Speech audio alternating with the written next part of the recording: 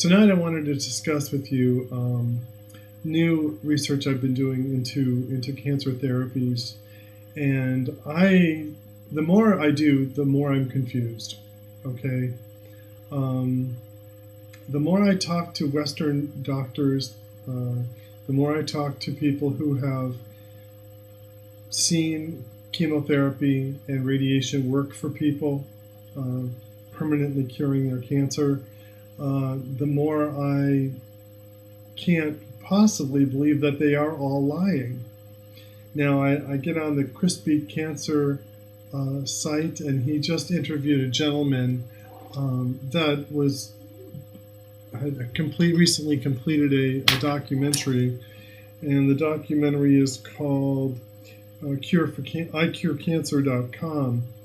Now, this guy, Ian Jacklin, has done this, what Chris believes to be a really a great video, a great film on people he's interviewed that have cured cancer naturally.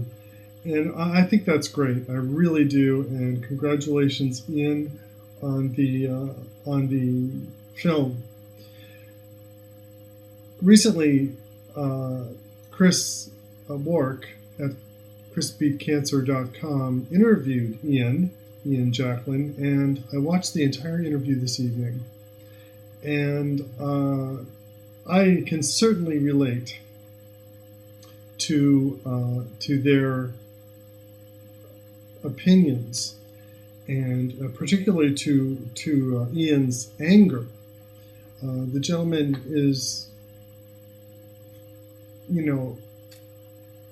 completely outraged by what is happening to especially children by way of the law being required to do chemo and radiation and no other type of therapy under the law.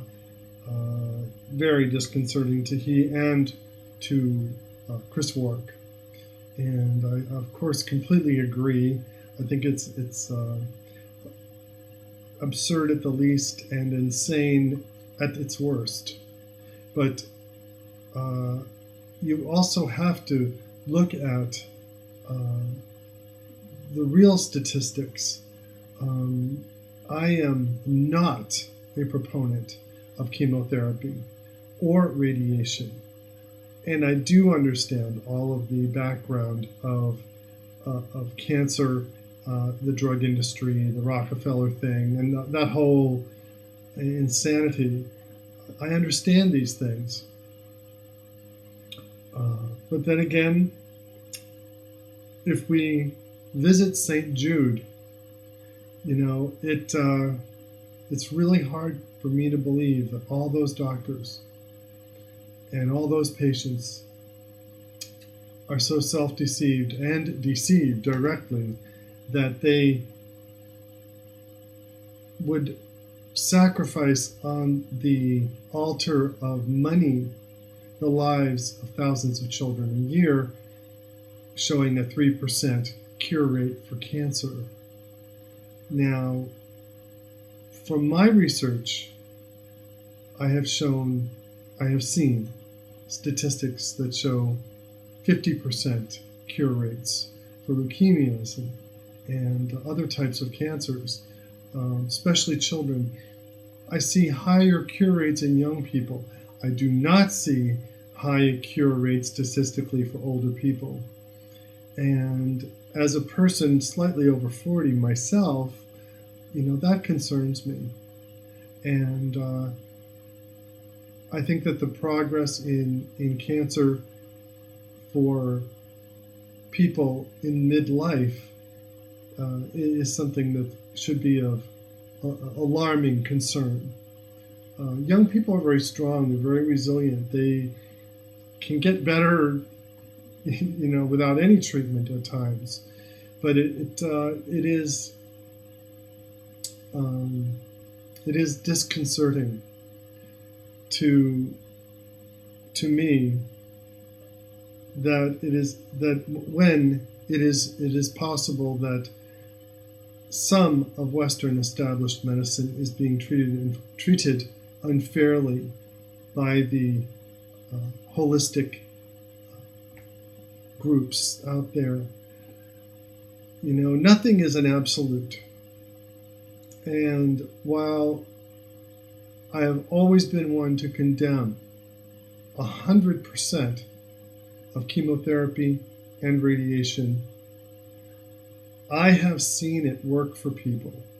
I have met the people before their cancer, when they were diagnosed with it, they went through the therapy, and they had come out okay for now. I've also watched women go through double mastectomies and reconstruction, and the horrendous expense of all of this. I'm also watching families now under Obamacare get some of the treatment that they desired, not particularly for cancer, but are finally getting knee replacements and things that they could never afford when insurance costs $2,000 a month for such quality of coverage. Now, when it comes to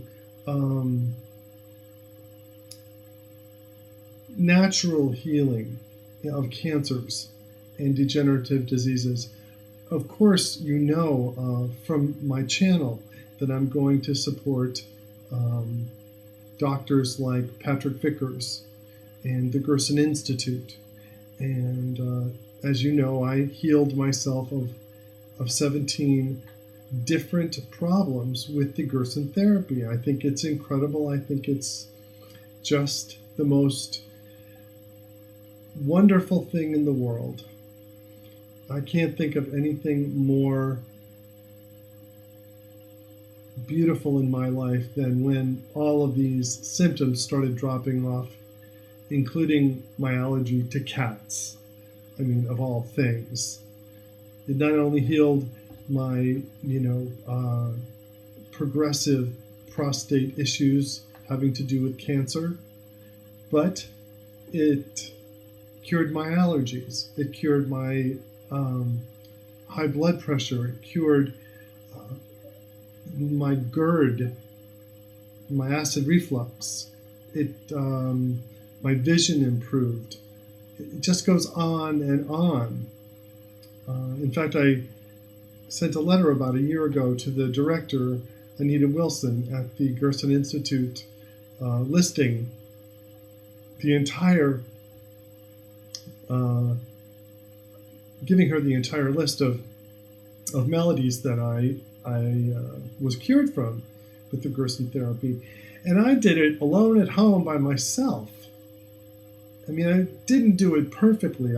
I came pretty close, but I worked really hard at it, but it wasn't perfect.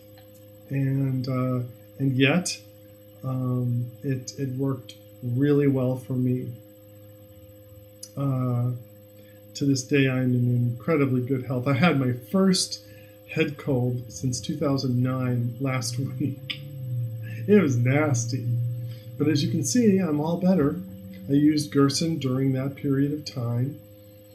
And every time I did the juicing and the coffee breaks, I felt a little better. And then I got better really, really fast. So my immune system kicked in, and the nutrition from the juicing kicked in and really helped a great deal. So, Ian Jacklin talked quite a bit about Rick Simpson and cannabis oil, eating for your blood type, Dr. Gonzalez and Dr. Kelly, and all these guys who I'll be researching. He also mentioned a gentleman by the name of Bill Henderson, who's a cancer coach, who I'm going to contact in the weeks to come to see what he's all about. Sounds like a really great guy. If you want to watch Ian Jacklin's film, it's icurecancer.com, and apparently the guy has put a lot of money into it and time, and is accepting donations. So be generous with Ian. He's on the right track. He himself has never had cancer, so he's observing the way cancer patients are treated in this country, and he's going through the outrage I went through in 2010 and 11. And it takes time and a great deal of research, reading, and study to begin to understand that all Western medicine, all Western doctors are not evil, and they are not insincere, and they're not sociopaths that want to see children die. But unfortunately, and this is pretty much where I'm coming from, unfortunately, it is my firm belief that many oncologists are fully programmed and trained and brainwashed by the pharmaceutical industry and their profession in general, the posturing of their profession, their university ties, the newsletters they get, the entire model that they are subjected to every single day overwhelms them with information that may just be, while sincerely wrong, and exclusive to therapies and cures that are far kinder, far easier, and far more effective than what they have to offer. So while doctors are sincere, yes, they can be sincerely wrong. And it is incredibly important that every individual that is faced with this situation calm down, chill, and get to doing your own research. It is only through your own sincere study of what is going on with your particular issue that you will find the truth. And of course, call the Gerson Institute, talk to them, get their opinion. Call Chris Wark, and talk to Ian Jacklin. They see a lot of things out there in the world that are quite real for families of people, children, and they are very frightened by what they see, particularly the government controlling families and forcing their children to do chemotherapy. In case you did not know this, kids are not allowed to do natural therapies. If an oncologist catches wind that your child has cancer, and you take that child and put him in a holistic cancer therapy, and it is the duty of the oncologist to report that to the government, and you can be arrested and incarcerated, and your children can be taken from you and forced to do chemotherapy and radiation. And that's all a government-sponsored program. So much for freedom in our country, and the right to choose for ourselves and our families.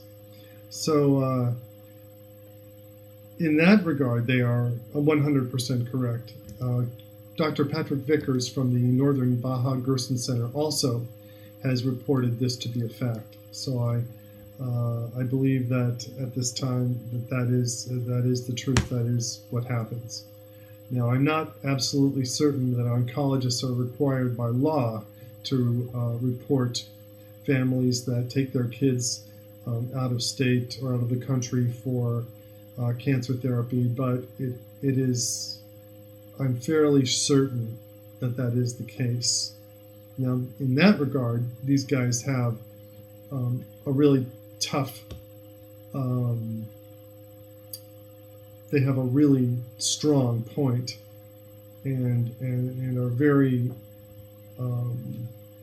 right to be angry, as should all citizens be concerned with this. But in the back of my mind, I cannot I cannot believe that 100% of doctors simply would do this. But then I turn around and I think, well, every 4 out of 5 municipalities has fluoride. Fluoride has been proven to be a very, very dangerous thing to add to water supplies. And yet it is forced upon us. They tried to force Portland, Oregon, to fluoridate a few years ago, and it took an enormous public outcry to stop it. And the Center for Disease Control will be back to Portland to work on every single city council member until fluoridation is achieved in that city.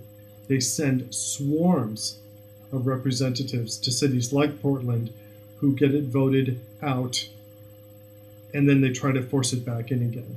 And this information came to me directly from Dr. David Kennedy, a personal friend, who produced and directed the movie Fluoride Gate.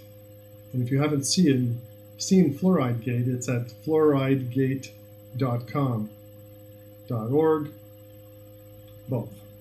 So watching these guys, watching Ian and Chris Wark discuss cancers this evening and the treatment for cancer was a startling reminder that we must press forward. If you know politicians, show them Chris Wark's channel, show them the movie on iCureCancer.com. I haven't seen it yet, but show them the beautiful truth. Dying to have known, the Gerson miracle. Okay? And I'll be producing a documentary this year on cancer, and mostly regarding the advancements to the Gerson therapy, such as dendritic cell therapy, and some new ones that I'm very excited about bringing to you. So keep your ears open and your mind open. You know, the world is an evil place, but it is not a completely evil place. Every doctor is not entirely evil. And I think the lesson here is to choose your doctors very carefully. And if you're on a health plan, interrogate them. Go in and make an appointment, and don't talk about your health. Talk about how they do medicine, what they will do. Ask them, if my son gets cancer, are you going to turn us into the Center for Disease Control? And so that the government will force us to give our child chemo. Talk to your doctor about these things before they happen. And if you do it before they happen, you can build a relationship with your doctor. And if it doesn't work, you get a new one. So I would recommend that people look for naturopaths within their insurance group. Try to find the most empathetic to natural therapies doctor that you can find. I believe that's a great start. And it's operating within the system.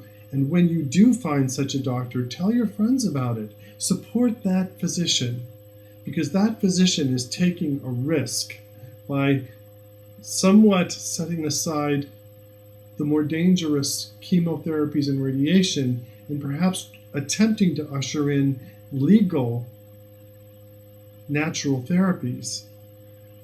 So my point of this video is try to bring people that are giving 100% of themselves to medicine a chance to be their best. Communication is incredibly important with physicians. And a lot of these guys go into medicine not knowing that they're going to become pawns of a money-making machine. Some of them are. completely aware of it. They'll put you on chemo and radiation and bill your insurance hundreds of thousands of dollars while taking kickbacks and all kinds of vacations and whatever. If that's still going on, and I believe to some degree it is. But up till a few years ago, it was a free-for-all for doctors. They were getting kickbacks left and right by prescribing experimental cancer drugs for children, getting a free trip to Aruba on business. This was actually happening. This is documented. This is not conjecture. This is documented fact.